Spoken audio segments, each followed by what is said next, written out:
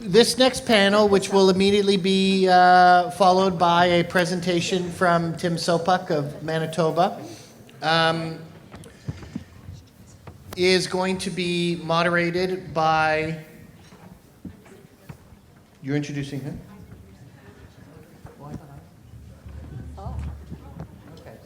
So Laura's going to introduce Julie. I thought I was introducing Julie because I was going to take the opportunity to say that on Julie's resume, very impressively, is like 16 years of working as the president of Nature Canada, which I hear is a pretty cool organization. But since I got the chance to get that joke in anyways, I'm going to let Laura do the job I probably asked her to do in the first place. Well, the job might have been contingent on my sticking to my 5 minutes before. Anyway, so Julie Gelfand, who I worked for one exciting year, has spent over 30 years working in the field of environment, sustainable development, and corporate social responsibility for government, non-governmental organizations, and the private sector before becoming the Federal Commissioner of the Environment and Sustainable Development. After a few years at Parks Canada, Julie spent the following 20 years working for various nature conservation groups at the staff and board level, nationally and internationally. She led Nature Canada for 16 years and advocated for Canada's Oceans Act and the Parks Canada Agency Act. She also co-led the campaign for the Species at Risk Act and founded the Green Budget Coalition. Julie then went to work as Vice President of Sustainability with the Mining Association of Canada to improve the environment and sustainability of the mining sector, running the Towards Sustainable Mining initiative. Since 2014, there's a mistake. Julie was the Commissioner of the Environment and Sustainable Development starting in 2014. She was also on the international expert panel reviewing the German government's Sustainable Development Plan. Thank you, Julie, for all that you've done for nature-based climate solutions and for moderating this panel.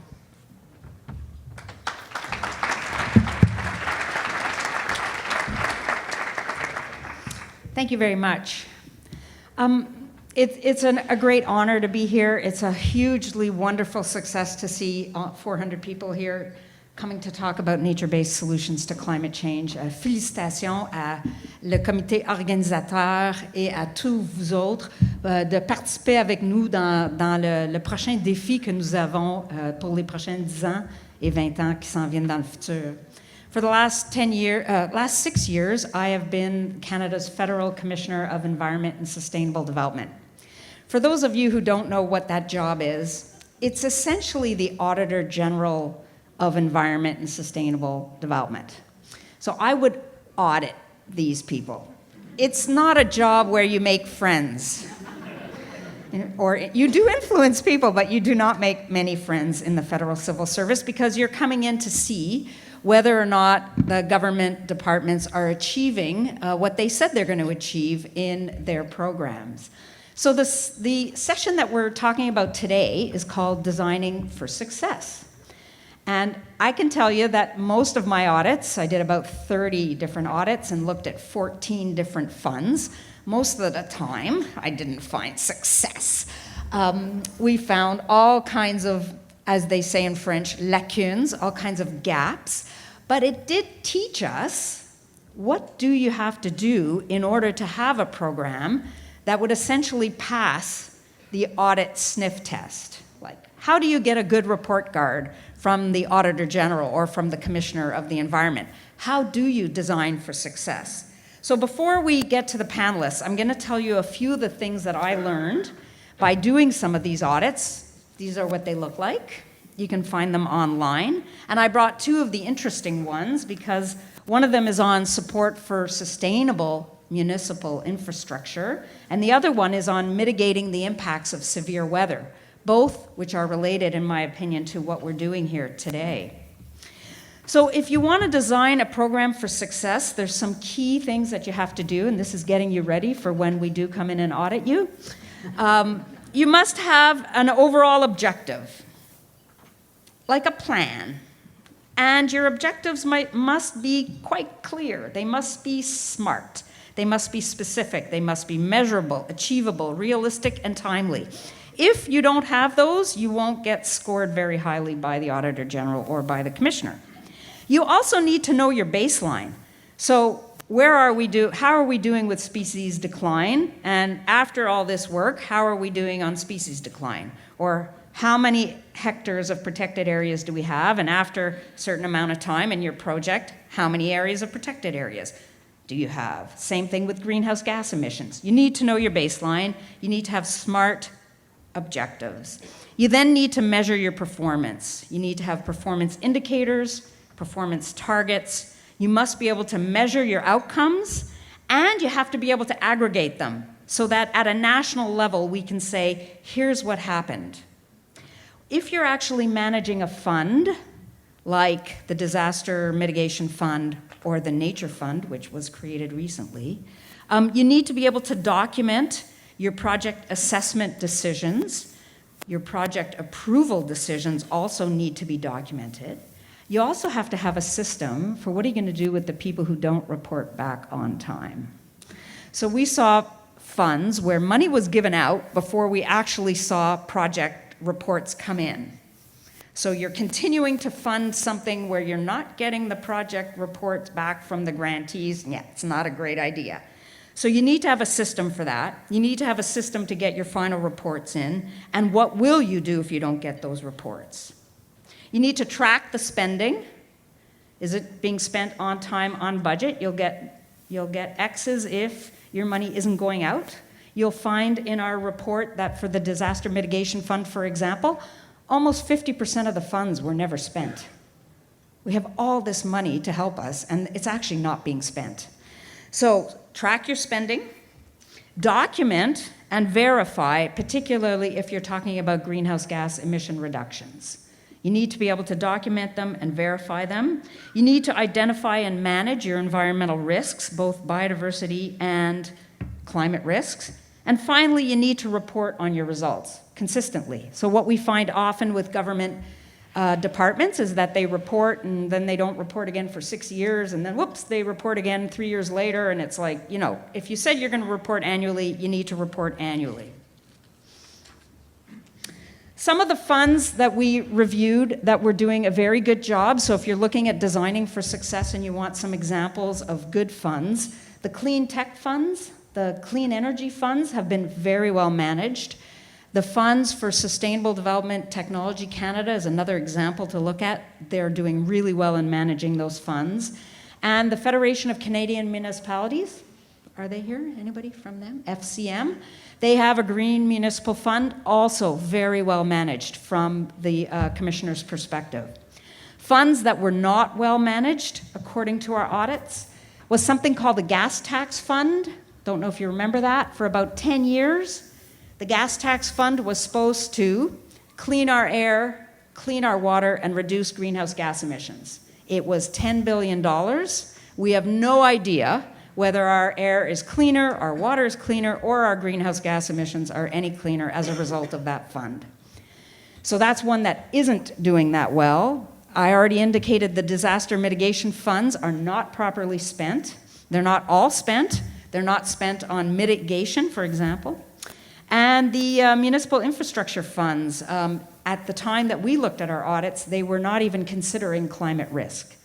So how can you give money to municipalities to strengthen their infrastructure if you have no mandate at that time to review climate risk? My understanding is that has changed, and that's a good thing, and it was one of our recommendations. But at the time, that was one that we did not consider to be a success. So to summarize, make sure you have good objectives. Make sure we can measure them. Measure your performance in all aspects. Track your spending, and report properly, and then you'll get a good report card from me.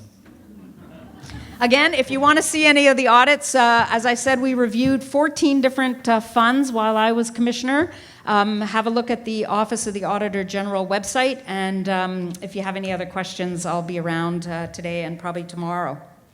So now, on to some specifics by the people who you're supposed to be listening to rather than me. Okay, so I'm going to be introducing 3 people. I'm going to introduce them one at a time, and we're hoping that we'll have some time for Q&A at the end of it. My understanding is Niall is going to be first. Niall, excuse me. So I'm going to be introducing Niall ODay. He is the Associate Assistant Deputy Minister for the Canadian Wildlife Service, and he was appointed to that position in March 2018. I've been around the federal system for a long time. We were so excited when the Canadian Wildlife Service finally went from being a Director General to an actual ADM, so it's great news. And now we have an Associate ADM, which is awesome. Prior to assuming this role, Niall was the Director General of Electricity Resources at Natural Resources Canada, and he also worked there as the Director of Climate Change Impacts and Adaptation. He joined the Government of Canada in 2006, has worked at Environment Canada, the Privy Council Office, providing advice to the Prime Minister, Cabinet, and the Clerk of the Privy Council. And he looked at issues under the responsibility of the Ministry of Fisheries and Oceans, the Minister of Natural Resources, and the Minister of the Environment. Dr. ODay completed an undergraduate degrees in biology and philosophy at Memorial University in Newfoundland, a master's and doctorate at Oxford as a Rhodes Scholar, and his postgraduate work focused on understanding and managing the impacts of deforestation on cloud forests in the Andes. So, Niall, over to you. Thank you very much, Julie. It's a pleasure to be here. We're going to take the innovative approach of actually staying seated for our remarks to encourage the conversation that we hope will ensue. Always a bit terrifying to basically be interviewed by your auditor on stage, but we'll do our best. I don't know if I had entirely the frame that you have as an auditor in terms of what I was going to offer in my remarks, but hopefully we'll get some of the ways there. So actually, through the course of the day, I think we've talked a lot about many of the things that had initially been in my mind to speak to you about. So I've reframed my remarks slightly to try and get at some of the issues I think we'll want to walk away from this with. And so speaking to the frame of successes that have been had, I'll talk a little bit about what we think may be a part of the recipe for that success, where we can find it, and then around how we move forward in designing for success in terms of meeting, for us, the new mandate commitments that have been put before our new minister and his colleagues, as well as our success collectively as Canada in reaching our targets, both in respect of climate mitigation and biodiversity conservation. So in terms of successes, I'm going to speak to a big and brash example, and I'm going to speak to a quiet and steady example. So big and brash, Canada Nature Fund. So $1.3 billion investment by the Government of Canada in Budget 2018 provided the framework for a $500 million Canada Nature Fund, which is leveraging $500 million from other partners, a key theme to which I'll come back to deliver on three priorities. And I think it's important that we bear those three priorities in mind. One, Indigenous reconciliation through conservation. Two, looking at transforming our approach to species at risk conservation in Canada. And three, advancing our work towards meeting Canada Target 1, which is the 17% protection or conservation of Canada's land and fresh water. That fund we stood up very rapidly, I would say, after Budget 2018, and have seen great success in terms of its rollout and delivery. We now expect from the investments that have been made through that fund to date that a maximum of some 39 million hectares of land may be protected or conserved as a result of that funding.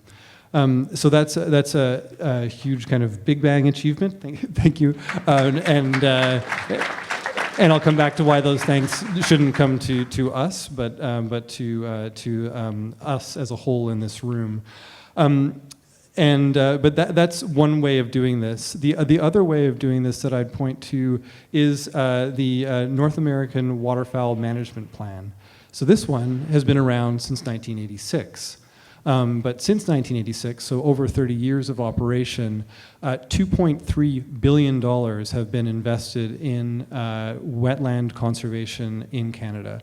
That's been a slow and steady, relatively quiet program. It's been a long-standing partnership with the US, who provide significant funding both from the government and from other organizations. And it's been a key partnership with organizations that are in this room, like Ducks Unlimited Canada, like Nature Conservancy of Canada, like the Manitoba Habitat Heritage Corporation. You'll hear from Tim a little later.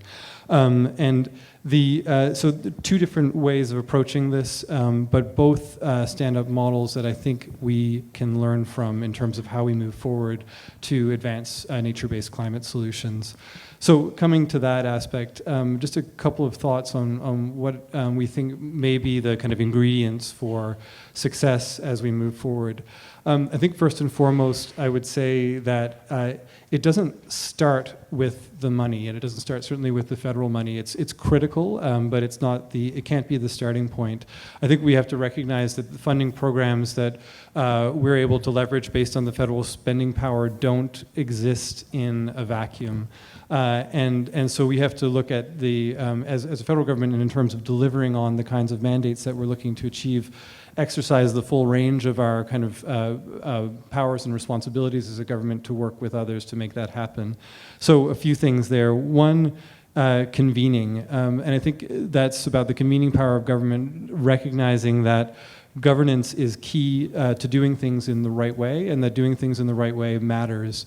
So in the context of the work that the Canada Nature Fund is now enabling, the basis and strong foundation for that are in the processes that you saw lead up to that Budget 2018 investment. And those are things that we've heard this morning from Steve Netaw, the Indigenous Circle of Experts report, and the work that group did to establish the principles, the ethical space on which we would move forward in IPCAs and Indigenous conservation were really critical.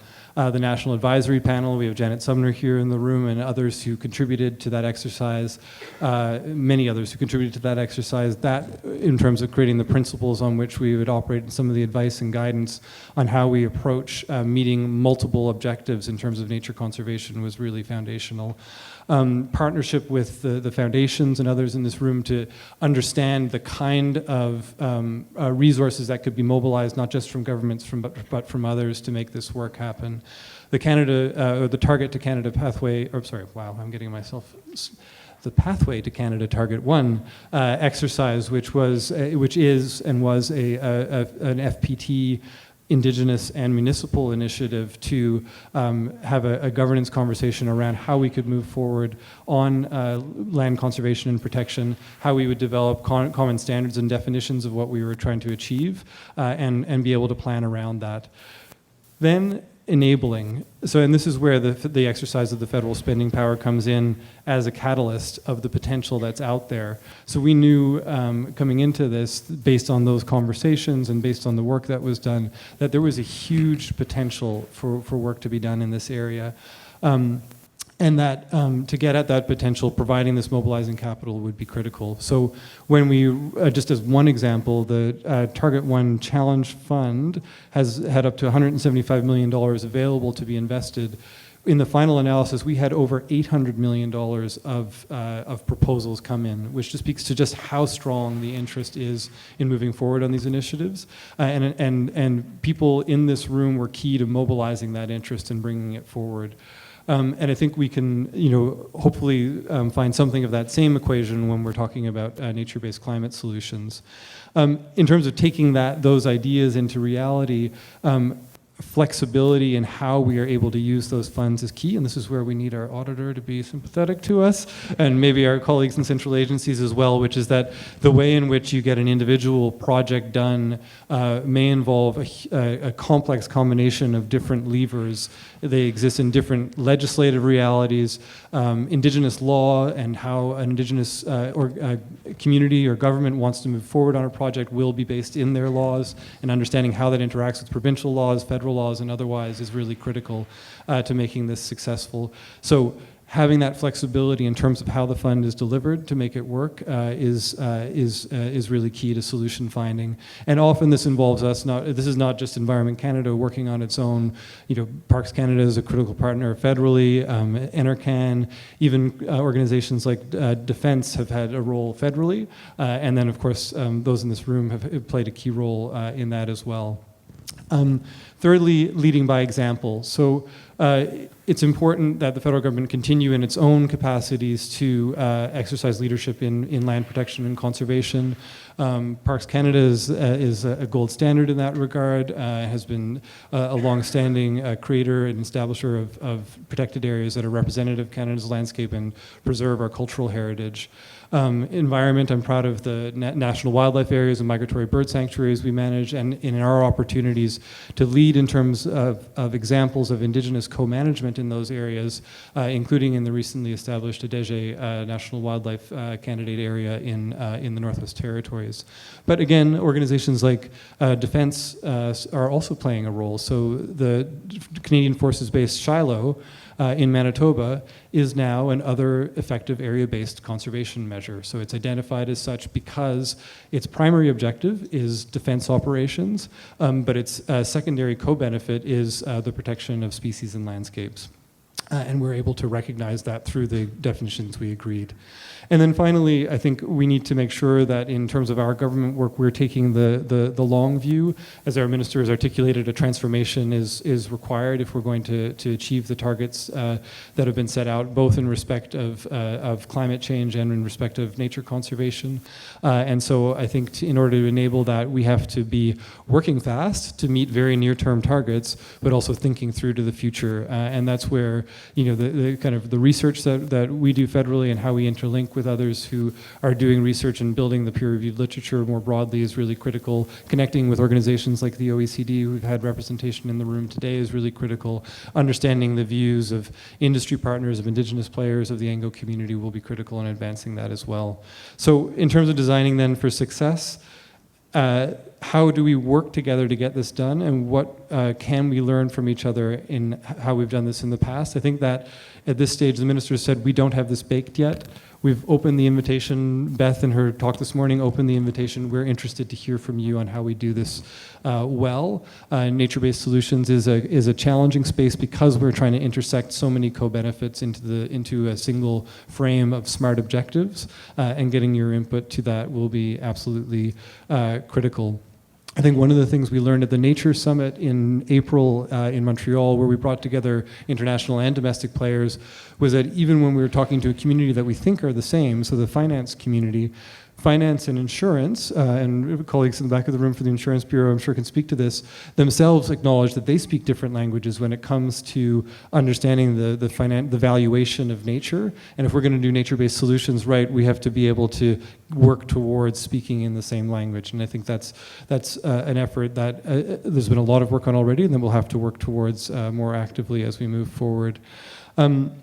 And so I think the other thing, and this is where I'll have to really ask for Julie's sympathy, is that I think we're going to need to do in this space a little bit of doing while learning. So there are aspects of this in terms, including how we quantify the carbon sequestration in natural landscapes, that we're not going to know straight off the bat, and that we're going to have to work through as we advance forward on this. It's not a reason not to start now, but what it means is that we're going to need an exercise of disciplined experimentation as we roll the projects out. To be able to learn as we do, and it may mean also in terms of the flexibilities to get this work happening on the ground in the right way, that we need to adjust our risk aversion to be able to achieve those objectives effectively and know what we've achieved when we get there. So with that, I will turn it back to you, Julie. Thanks. Yeah, thank you. Thank you very much. That was awesome. When we're thinking of designing for success, for those of the people that are trying to figure out how do we design this for success, I would encourage you to look at the North American Waterfowl Management Plan as an example of success. It has been going on for, God, where's Bob McLean, 30 years. Recognizing that there is funding from the US that's coming up to Canada, which helps. So the money really is important, because there was a similar initiative to try to get it on non-shootable birds, So, non-ducks, essentially. And that was much more difficult because we didn't have sort of the permitting, the migratory bird shooting license, and therefore there wasn't any funds to help us conserve other species. However, it really is an interesting program for those of you who are looking to design for success. Second point was that absolutely flexibility can be integrated into designing for success, particularly if you put that clearly as an objective. So if one of the objectives is we're going to be learning by doing and we're going to be experimenting, if that's explicit, then that's great, because then we're going to be looking for that. Show me how you learned, right? So it absolutely can be part of designing for success. I totally agree with that. Okay, so we're going to get on to our next speaker. The objectives of this session were to talk about designing for success, and we were going to look at 3 different areas. Establishment of groundbreaking funds, and Niall has talked to you about some of that, the Nature Fund, for example. But one of the other things we're going to be looking at is the offset protocols, emerging offset protocols, and how we can ensure that they benefit nature and reduce greenhouse gas emissions. And for that, we have Jackie Mercer, who's our next speaker, and she's the manager of offsets and emission trading section within the Carbon Markets Bureau at Environment and Climate Change Canada. I can't imagine how long that's been there. It can't have been there that long within ECCC, but it's awesome to see that it's there. Jackie has close to 15 years experience working on issues related to climate change, specifically in the area of monitoring, reporting, and verifying greenhouse gas emissions. In her current role, she's part of the team that's responsible for the design and implementation of the federal carbon pollution pricing system, including Canada's system for large industry, the output-based pricing system, and the recently announced federal greenhouse gas offset system. This is probably going to get audited at some point. I'm not the auditor anymore, but just beware. The commissioner is looking at climate change and will continue to look at climate change. So I'm very curious to hear how you're doing on this, but it sounds like an awesome job. So let us know what you've learned so far. Great, thanks. No pressure. I'm taking notes. We're taking lots of notes. Awesome. So before I get started, I just wanted to thank the organizers of this summit. It's really a pleasure and an honor to be able to speak to you today, and it's a real privilege to be leading the development of the federal offset system. And so, yeah, I think this is maybe the 5th kick at the can for a federal offset system in Canada, but I do feel that the time is right, and we've got a great team that's been pulled together, and happy to provide an update on where things are at. And I was explaining to a colleague, it's not every day also that we get the carbon pricing people and the conservation people in the same room, so this is a really great opportunity for us. And I guess just to start off, I want to acknowledge, I think the carbon offsets are having a bit of a moment. So I know my team gets really excited when we hear in the news that, someone's buying an offset, or big corporation like Microsoft is announcing it's going carbon negative. And at the last UN Climate Change Conference, there was a real focus on establishing rules for trading for international carbon markets under Article 6 of the Paris Agreement. So people are starting to realize the importance of carbon markets and emissions trading in achieving climate change goals. And then so to link it to the summit specifically, I guess the question is so how do we take that interest and knowledge that we have around carbon markets and use it to attract investment in natural climate solutions at a large scale? And so we think it can be done through offsets. Obviously, we're biased, but offsets do create a financial incentive for undertaking activities that reduce or remove greenhouse gases and allow key actors such as Indigenous communities, farmers, foresters, and other project developers to earn revenue for the emission reductions that they achieve. So, and while at the same time, these credits, this ability to earn this credit that has a monetary value, helps drive transformational change and stimulates innovation. And so each offset credit represents 1 ton of CO2 reduced or removed. And the neat thing about offsets is that unlike some other types of credits that might be a permit to pollute in the future, like an allowance, offsets always represent real removals or reductions and require the project developer to demonstrate additionality so that these reductions would not have happened otherwise without this project. And so contrary to some negative press that might have happened in the past, offset programs really do drive additional emission reductions. And there are two kinds of offset programs. So at the last panel, there were quite a few great examples of voluntary offset projects. And the demand for voluntary offsets is driven by reasons other than to comply with the regulation. So it could be a private sector that wants to meet a carbon neutral goal. It could be consumers wanting to lower their carbon footprints or offset, if you flew here, you might want to offset your travel emissions. Whereas compliance offset systems are typically established by a government. So in Canada, that would be a provincial government or the federal government. And these offset credits can be used by regulated facilities to meet compliance obligations. And because these credits are basically a substitute for a direct emission reduction on the part of a regulated facility, the eligibility criteria for the projects tends to be more stringent. So that's kind of the lay of the land in terms of the differences between the offset systems. And so now I'll just kind of give an overview of where we're at with the federal offset system. So as I said, this is, I think, attempt number 5. So we've got lots of experience that we're building upon in the development of our system. And it was actually officially announced in budget 2019. And it will be a compliance offset system, and the federal offset credits can be used by large industrial emitters that were covered by the federal carbon pollution pricing backstop, so as a compensation option. So if their annual emissions exceed a limit, then they can purchase offsets to use for compliance. A design options paper was released last June, sort of outlining what we think the system should look like. And we received over 80 submissions from all sorts of stakeholders. And so we've been going through those submissions over the summer and the fall, and we're actually starting to draft the regulation now. And so it's being developed as a regulation under the Greenhouse Gas Pollution Pricing Act, which is different than the other iterations, which were programs. This is going to be a regulation.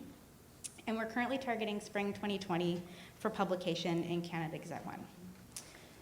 So regulations are going to build on recommendations by the Pan-Canadian GHG Offsets Framework for the design of offset systems agreed by the Canadian Council of Ministers of the Environment. And I believe it was spoken to this morning about other things the CCME has been involved in, but they were also pretty instrumental in convening a Fed-Prov territorial working group on offsets. And so those recommendations were just published in October.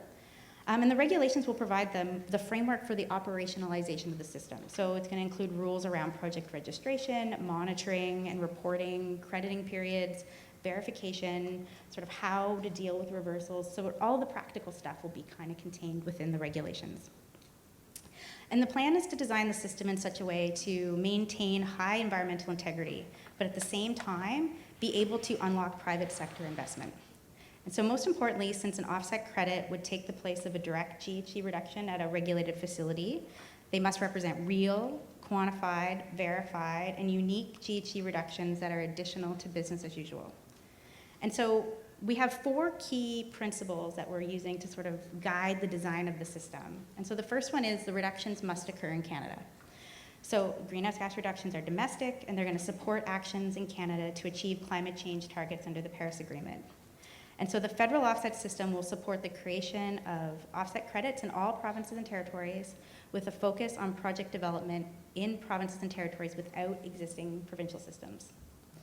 So the second principle is it's going to be complementary to existing climate policy. So what we want to do with this offset system is to promote reduction projects across sources of emissions that are not already covered by carbon pollution pricing, and generate additional economic opportunities in sectors such as agriculture, forestry, and waste, right? So get everybody sort of engaged across the economy. So it needs to also be administratively simple. So the offset system should be as simple and cost-effective to administer as possible, minimize burden and costs, while ensuring a rigorous commitment to environmental integrity. And it needs to build on experience. So we're going to build on the experience gained from existing project-based crediting systems and carbon markets in Canada, as well as other jurisdictions. And as I said, we've developed frameworks for offset programs in the past that can help inform the development of the current system.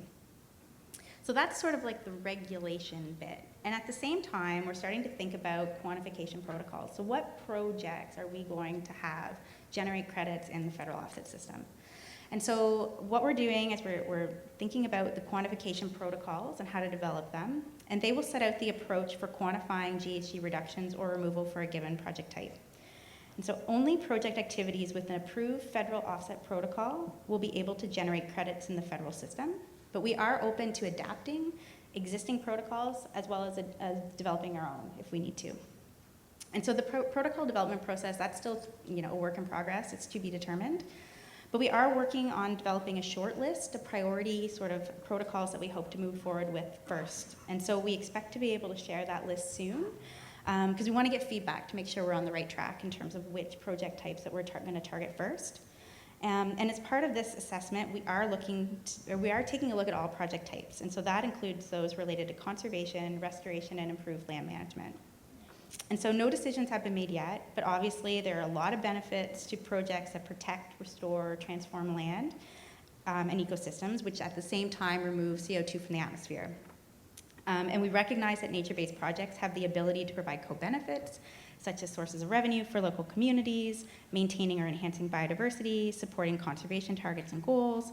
And we also recognize the leadership role that Indigenous peoples and communities can play in this space. But at the same time, just to set expectations appropriately, I wanted to highlight some of the reasons why these nature-based project types are going to be challenging to implement in a compliance-based offset system and why it might take us a little bit longer to get there in terms of the protocols themselves. And similar to Beth's request and Niall's, we are open to having feedback on all of the topics I'm talking about today, but especially with these considerations. And so the first one is additionality. And so that's really key, the key element of an offset project. So a project in the federal offset system can only be considered additional and therefore able to generate offset credits if the project activities are beyond business as usual or common practice. That includes any legal or regulatory requirements, such as carbon pollution pricing, in a relevant jurisdiction. And so basically, if we boil it down, what it is we don't want to give credits for actions that would have happened anyway. And so projects need to do more in order to get offset credits. I guess the second key consideration is that the projects must be incremental to other incentives. And so what we have proposed is that the reductions achieved from the offset project must be beyond what would have been achieved from other direct financial climate change incentives that are provided by government. And so keeping in mind all the other really great work being done within the federal government and all the other funding programs we're talking about, we're going to have to carve out a little niche for carbon markets and offsets. And we want to make sure that our system complements the other efforts and does not directly compete for the same sort of megatons of reductions. So that's going to be something that we need to take into consideration.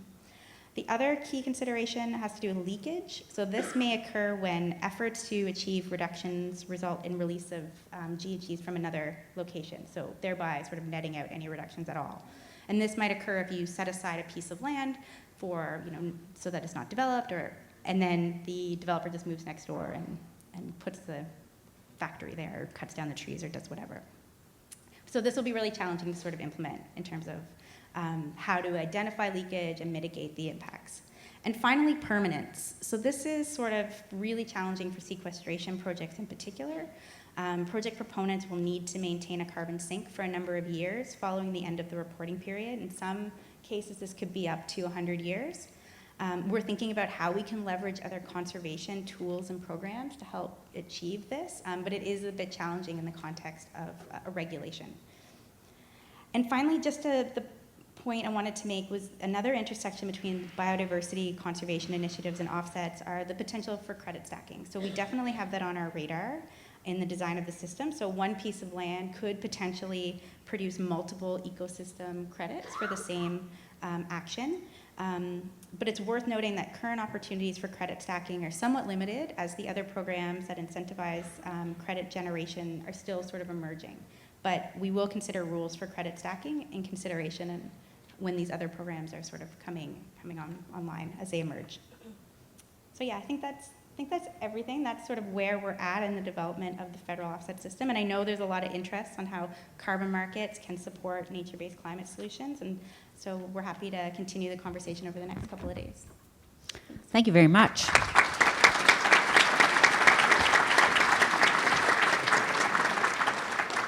So I guess I've spent more of my time in the biodiversity world. I have to say, I need a lesson in some of that stuff that you were talking about. But I do know that they're working on biodiversity credits as well, offset credits. And I don't know if you guys are working on that, but maybe we could talk about that afterwards. We're hoping to have a Q&A session, so get your questions ready after this. We have one last topic, which is looking at how Infrastructure Canada is thinking about incorporating natural infrastructure into some of their funding programs.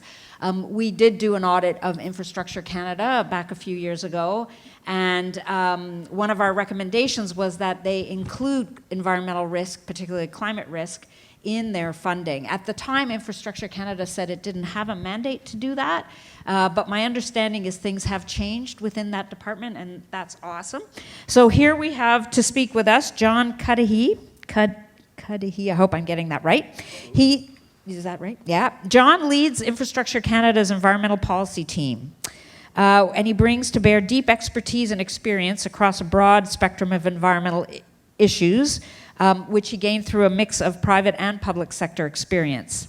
Most of his career, he has spent wrestling policy challenges at the interface of the environment and the economy, and he's a strong advocate for pragmatic, evidence-based solutions. Prior to joining Infrastructure Canada, he held positions at Finance Canada, Environment Canada, the old National Roundtable on the Environment and Economy, for those of you who remember that, the Cement Association of Canada, and Marbeck Resource Consultants. He holds a Master's of Applied Science in Civil Engineering and a Bachelor of Applied Science in Systems Design from, one is from University of Toronto and one from the University of Waterloo. Over to you, John. Thank you, and a pleasure to be here and to speak to Infrastructure Canada's efforts to incorporate nature-based solutions into our programming. It's interesting, just kind of off the top, the discussion around the audit. Definitely, like Niall was saying, throws you a little bit. You don't have to start rejigging my speaking points, and I'm going to come up with a third speech because I wrote a new one last night. But I think it's going to be a bit of a different talk than the other two, but I'll try to pull it back to the successes and I think also to opportunities. So as I was thinking about what to say for this talk in relation to Infrastructure Canada success stories with respect to natural infrastructure and nature-based solutions, I was struck by how far we really have come, but how long it's taken us to get to where we are today, and then almost how much further we can go and have to go in this space, which really speaks to the opportunity. So I recall as a master's student reading a treatise on ecological economics is back in the day, and it spoke to the valuation of ecological goods and services, and I was thinking at the time, this makes a whole lot of sense. Why are we not doing more of this? But at the time, there were projects here and there, but they really weren't everywhere, and they were really novelty projects that were pushing the boundaries and justifiable largely from an academic analytical perspective, but not in the mainstream at all. And as a consultant, I recall doing work for the regional municipality of Halifax following Hurricane Juan, where they were looking at what they could do to bolster the resilience of the municipality. And they were looking at making the economic case, and one of the questions they were asking was, should we underground our electricity distribution wires? And so we were doing a little economic piece for them, and adding to our economic analysis, we added, the value of not having to trim the trees to protect the lines if we underground the wires, so that the added ecological benefit of this. And that was a rarity. But I guess a little bit of the success early on, and this is something I'd like to come back to, is that any of the success that we've had in Infrastructure Canada in the recent years has really been building on a mountain of effort that has vastly accelerated in the last number of years. Both to advance the knowledge around the ecosystem services provided, the value of those services, how to properly account for them, and frame them in language and context that are meaningful to practitioners. And I think this is critical. This is something I will come back to kind of at the end, because I think this is, there's a lot of work to be done still in this space, and we were hearing from MNIA earlier, and they're doing some wonderful work in this space as well as other people. But it really speaks to that, getting the opportunity going forward, but what we need to tap into that opportunity. So I think it's important to be also clear off the top in terms of Infrastructure Canada's policy position in relation to nature-based solutions as an organization with a mandate to support economically vibrant, strategically planned, and sustainable and inclusive communities. So Infrastructure Canada supports the use of natural infrastructure and nature-based solutions amongst a range of possible responses to climate threats. However, it does not promote its use over the use of other options. But that said, to the degree that nature-based solutions are the better option, obviously then that becomes a different thing, and they will be increasingly embraced and encouraged. So that's where I think we need to continue to build that evidence base. Infrastructure Canada presently has 2 active programs that support nature-based solutions, and we have had others in the past I can speak to if you want. There's one other that I can recall. One, the Green Stream of the Investing in Canada Infrastructure Program, and the Disaster Mitigation Adaptation Fund, also affectionately dubbed DMAP. The Green Stream is an allocation of $9.2 billion over 10 years, and targets a number of things, including greenhouse gas emission reductions, adaptation, resilience, and disaster mitigation, and then what we call environmental quality, which can include everything from linear systems and wastewater treatment, stormwater treatment, drinking water treatment, and solid waste management, so a diversity of things. These funds are allocated, this is an important point, these funds are allocated to the provinces, managed through integrated bilateral agreements with the provinces, and require provinces and territories, and require provincial and territorial prioritization for those funds to move forward. So project proponents, municipalities, communities, organizations need to work with them. DMAP, on the other hand, has its main goal, DMAP has as its main goal the protection of communities from climate-related disasters, natural hazards, and extreme weather events. The program works differently from the Investing in Canada Infrastructure Program in that communities and organizations can apply directly to the program. And this has made a significant difference in terms of the volume, I would say, of requests that we've had in the recent past. It's a merit-based program under which natural infrastructure is explicitly supported. So I'll throw some statistics at you to give you a sense of where things stand in relation to natural infrastructure and maybe speak to success. We can talk about what the benchmarks are. Under the ICIP, the Investing in Canada Infrastructure Program, about 20% overall have some element of natural infrastructure. So 17% of announced adaptation, resilience, and disaster mitigation and environmental quality projects under the Green Stream have at least some component of natural infrastructure, and 3% of projects have their primary focus as nature-based solutions. The most common application of nature-based solutions under the Green Stream is for wastewater projects, followed by drinking water projects. DMAP, on the other hand, has approximately 10% of all assets to be constructed or rehabilitated or classified as pure-play natural infrastructure. So that could be urban tree canopy, riparian areas, et cetera. And then approximately 20% of all assets were classified as hybrid solutions, so combination of natural and structural solutions. So it could be breakwaters, urban parks, designed to contain water during flood events, that kind of thing. So 20%, 30%, DMAP, we have, I guess, different contexts. So we have very little at this time to benchmark these numbers against. And there are differences in the programs that also may drive differences in the prevalence of nature-based solutions in those programs, at least to date. So for example, the Green Stream funding remains open, and less than 10% of the Green Stream, depending on the province, but less than 10% overall has been allocated specifically to projects. So there's a fair chunk of that funding available still. Well, DMAP was oversubscribed 3 times at the outset. So it was a $2 billion program. 1.8 has been allocated to projects, but at the outset we had $6 billion in the first intake in requests.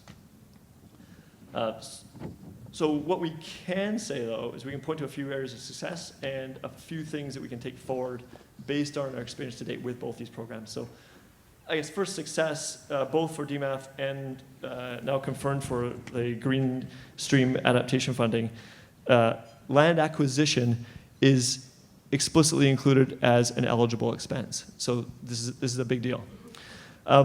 With DMAP, natural infrastructure was cited up front and frequently in the public terms and conditions of the program, in the call for proposals, and in public announcements in relation to the program. So it was put front and center, and that again, in our view, has made a significant impression and a significant difference.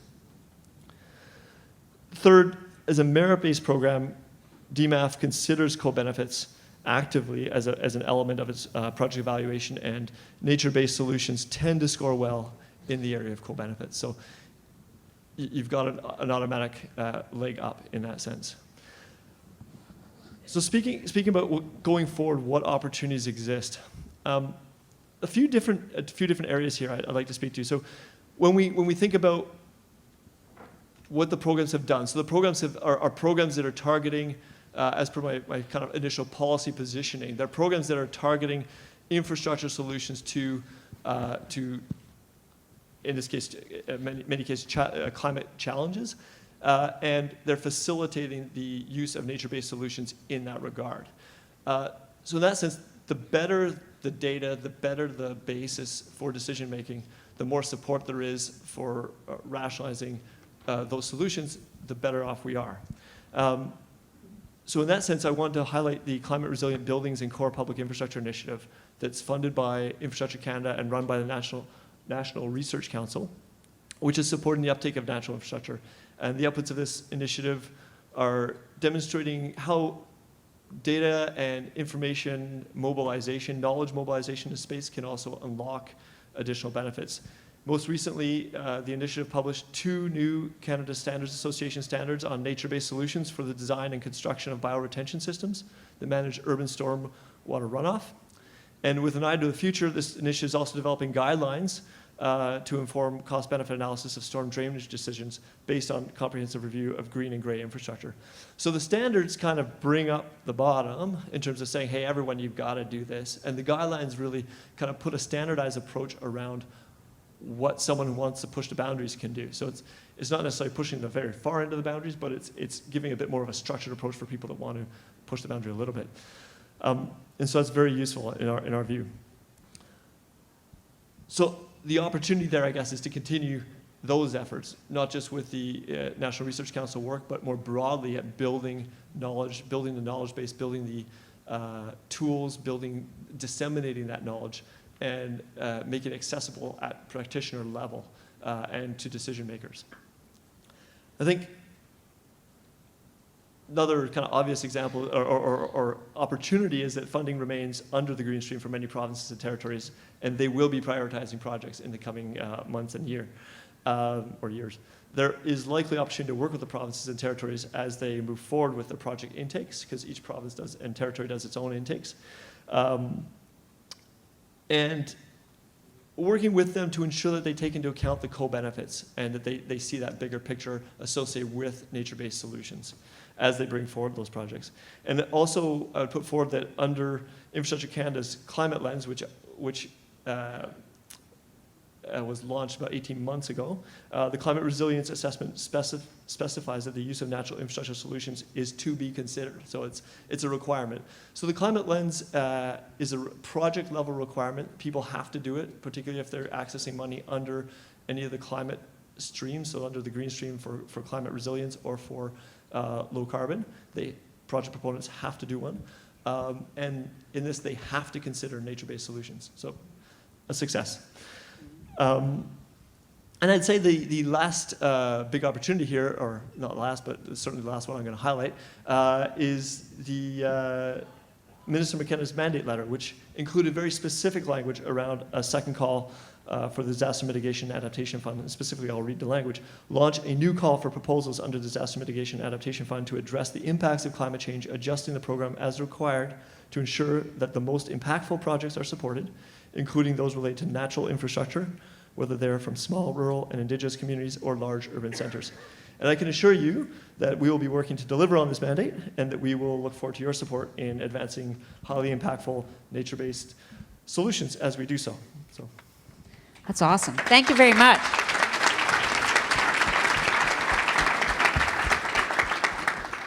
It's great to hear that Infrastructure Canada is looking at nature-based solutions as eligible projects and also having a climate lens, which is really great because a few years ago that wasn't the case. So I think that's great news. We do have a little bit of time for any questions. So you have in front of you 3 federal civil servants who are working in 3 different areas. If you have a question, please raise your hand and yell it out to me because we don't have mics in the room unless... We got a mic, a roving mic. Test, test. Oh, we do. Check, Awesome. check, Go to the check, mics. I check. just can't see you.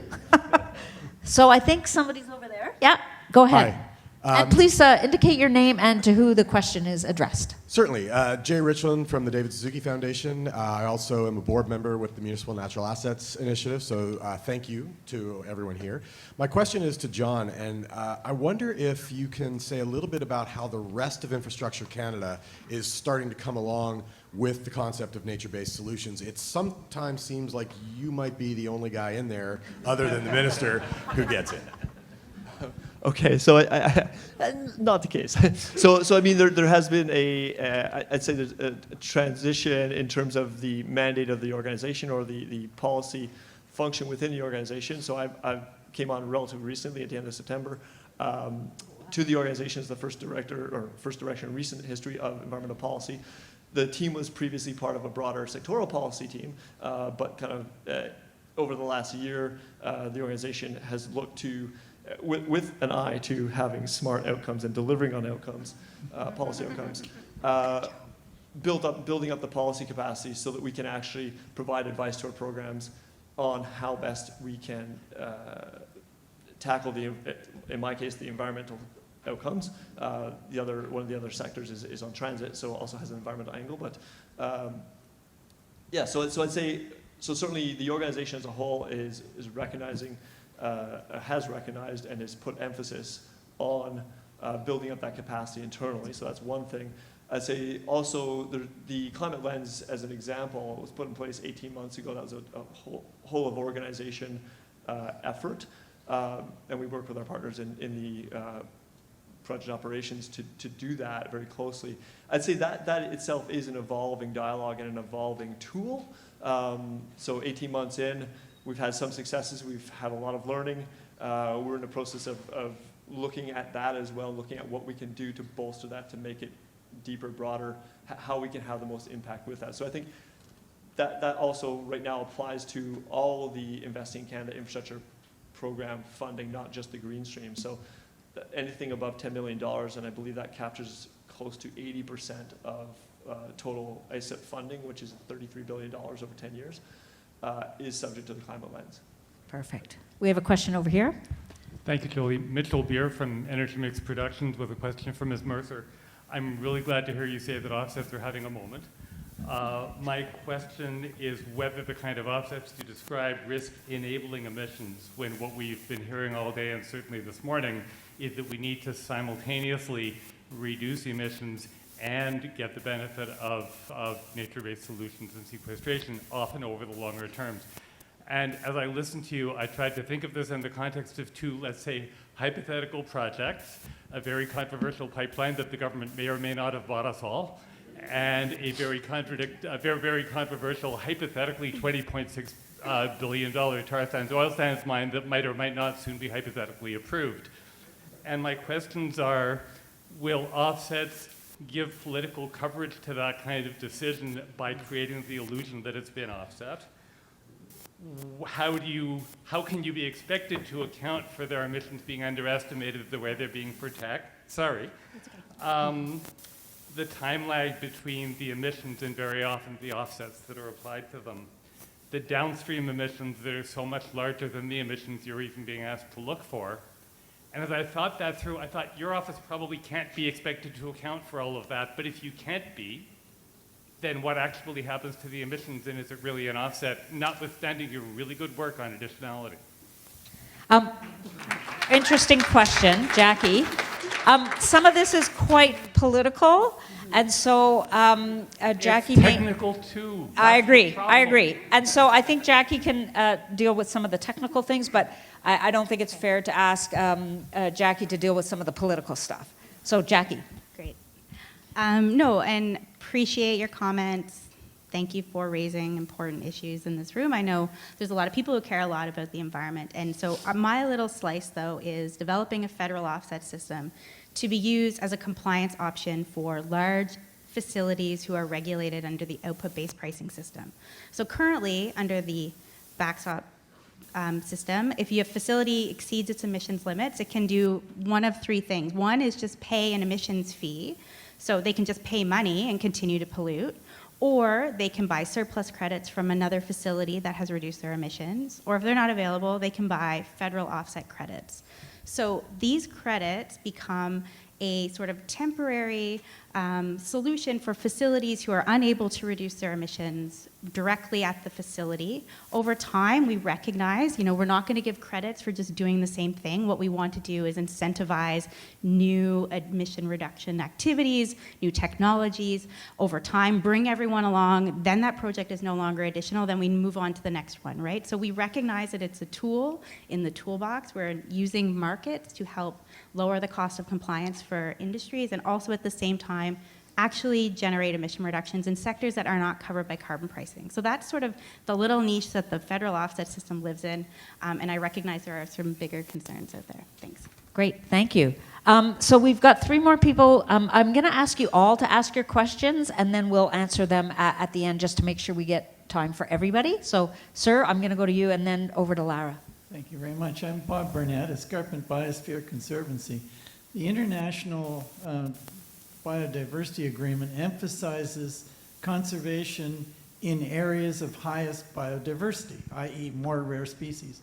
Southern Ontario has the highest density of rare species, the highest rate of erosion, and it's only protected to a quarter of the current goal, not half like the rest, or 2/3 like the rest of Canada. When the challenge grants were announced, there was no money for Southern Ontario. Why wasn't the money placed in the areas of the highest biodiversity? Question for Niall. Great, thank you. And Lara, I'll take your question. We'll Hi, get- a question for John. So working with farmers and ranchers, we're the largest private land owner in the country, and often have land that can contribute to flood and drought mitigation near urban centers. They're currently not eligible for money from either ISEP or DMAP. I know that you've changed it so land purchase is eligible, but will there be consideration of whether or not projects on private land can be part of those funds? Perfect, thank you. And the last question? Hi, my name is Rena Sinclair. I'm with the Métis Nation of Saskatchewan. And my question is for John on the infrastructure funding for provinces and Indigenous communities. And the question I have for you is that there's 75% allowed for projects that is earmarked for Indigenous partnerships. And the question that we have in Saskatchewan, I'm not sure if my colleagues across the country feel the same way, but when a province partners with a municipality and calls them an Indigenous community, who steps in at that point? Perfect, thank you. Okay, so we'll go to our panelists to answer the questions. Great. So thanks very much for the question. So I think just to set in context, our strategy for land-based nature conservation is integrated, and within that, the Target 1 challenge is a single significant stream, but not the only one. I think what I would say is, if you look at the Natural Heritage Conservation Program, a $100 million investment that we've also made in the context of Nature Legacy, that particular investment is aimed directly at finding those challenging, high biodiversity, low hectare, high species at risk geographies, and using the strategy, because so much of that area is private lands or otherwise complex tenured lands, using the strategy of working with key partners, so Nature Conservancy of Canada, Ducks Unlimited, the land trusts across Canada, to get at those landscapes and try and capture that key conservation opportunities in those spaces. Another piece that we're working on, particularly in Southern Ontario, is a very important part of it, is in our transformed approach to species at risk conservation. We've identified 11 priority places in conjunction with provinces and territories where we're focused on doing multi-species conservation planning that is geography specific. And so the Long Point Walsingham Forest priority place is an area where we're working actively with conservation partners in the region, with the Government of Ontario and others to advance conservation in that space. And then thirdly, when we look at the Target 1 challenge and how it is operating, it really is intended and was focused on getting at some of those significant large geography conservation opportunities that particularly emphasize Indigenous leadership. And I think it has been, there was an enormous interest against it, so a highly competitive process, as you can imagine. But one where I think the projects that have been identified to be funded currently really do leverage the three priorities of Indigenous conservation, large landscape conservation, and protection of species at risk together. So it's a joined up strategy that we're looking to advance, and hopefully it's one that is working, but we are very open to hearing further views about how we can make it better as we move forward. Thank you. Thank you. And John, you're the recipient of 2 of the last questions, and then we'll be done. Yeah. So to the first question concerning farmers and ranchers and eligibility for projects on private lands. So I think at this point I obviously can't promise anything, but I think what I can commit to is to connect with you and kind of maybe follow up in terms of better understanding the nature of those projects and one of the considerations I would put out there is that certainly from an Infrastructure Canada perspective, the benefits of projects need to accrue to the public writ large. So it's environmental benefits, but also more broadly public benefit. And so that's going to be a heavy consideration, I would say, in terms of the nature of decisions around funding on private lands. And so I'm not an expert in that specific area, but I'm happy to connect with you and connect with the right folks and in our shop and make sure that we have a robust conversation around that. And speaking of robust conversations, to the second question, and I don't know where the speaker went. Oh, hello. So I guess I'm unsure of the specifics around the situation that you experienced. Certainly if a province is partnering with a community and the community is self-identifying as Indigenous, that's one thing. If the province is identifying as Indigenous and it is not Indigenous, then that's obviously problematic. I think if that were brought to our attention, that's certainly something that would affect how that funding proceeded, and I think there can definitely be dialogue again on that as well. So I'm happy to connect with you to find out more about the situation, and if that's something that is more broadly taken place, or if that was an isolated incident, that's certainly something we would want in the spirit of feedback and in the spirit of learning from mistakes or learning from experience, something that we would want to make sure we were managing appropriately. Great. So could I get a round of applause for our speakers? Thank you very much.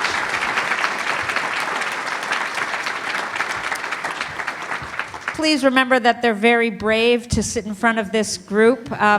We audited, in my experience, I don't know, dozens of different departments, and although we always found everything they were doing wrong, we also found everything they were doing right. And one thing I wanted to say was that the ones that we experienced hardworking people who are working in the public service, working on our behalf, none of them were taking it easy. They were extremely hardworking, very dedicated people, and Canadians should be very proud of the public service and our people from the public service. So thank you very much. Over to Lara.